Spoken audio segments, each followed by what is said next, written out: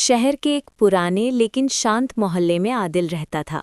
ये मोहल्ला ऊंची इमारतों और तेज रफ्तार जिंदगी से दूर था। यहाँ की गलियां सुबह देर से जागती थीं और शामें धीमे धीमे उतरती थीं। आदिल की जिंदगी भी कुछ ऐसी ही थी, बाहर से सधी हुई, भीतर से सवालों से भरी। हर सुबह वो सूरज निकलने से पहले छत पर खड़ा आसमान को देखता। बदलते रंग, उड़ते पक्षी और ठंडी हवा उसे कुछ पल के लिए सुकून देते। लेकिन जैसे ही दिन शुरू होता, वहीं खालीपन उसके भीतर लौट आता। वो एक बड़ी कंपनी में काम करता था। नौकरी अच्छी थी, तनख्वाह समय पर मिलती थी, लोग इज्जत भी करते थे। लेकिन हर शाम घर लौटते समय उसके मन में एक ही सवाल गूंजता, क्या यही जिंदगी है? उसके पिता अक्सर कहा करते थे कि जिंदगी में सब्र रखना चाहिए, समय के साथ सब ठीक हो जाता है। आदिल सुनता था, लेकिन वो सिर्फ सब्र नहीं करना चाहता था, वो समझना चाहता था।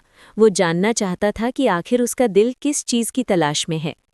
एक दिन ऑफिस से लौटते वक्त उसने सड़क के किनारे एक बूढ़े आदमी को बैठे देखा। उसके हाथ में एक पुरानी सी डायरी थी और आंखों में अजीब सी शांति।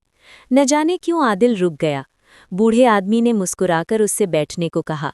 कुछ पल की खामोशी के बाद उसने कहा कि जिंदगी में सबसे कठिन रास्ता वो नहीं होता जो भीड़ में जाता है, बल्कि वो होता है जो इंसान को खुद तक ले जाता है। ये शब्द आदिल के दिल में उतर गए, जैसे किसी ने उसकी अंदर की उलझन को शब्द दे दिए हों। उस रात आदिल सो नहीं सका।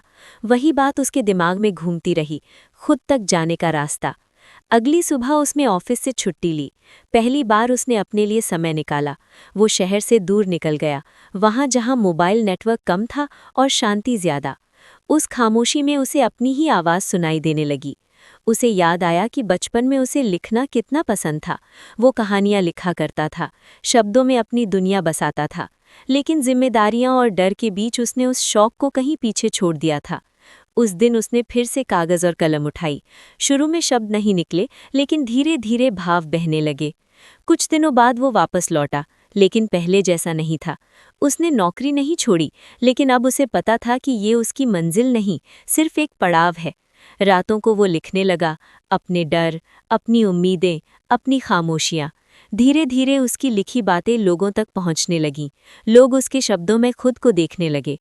आदिल ने समझ लिया था कि जिंदगी का मतलब हमेशा तेज आवाज़ों और बड़ी कामयाबियों में नहीं होता। कभी कभी जिंदगी का असली मकसद खामोशी में छुपा होता है।